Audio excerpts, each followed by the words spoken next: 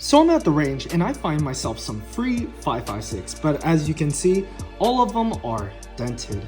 My guess is some guy was having some sort of wild malfunction where probably the bolt was denting the round. I'm guessing it's going to be a double feed or something of that nature, but all these rounds are dented.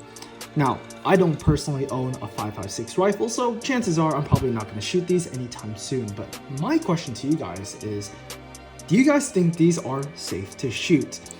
If it seeds, should I yeet? Let me know in the comment section down below.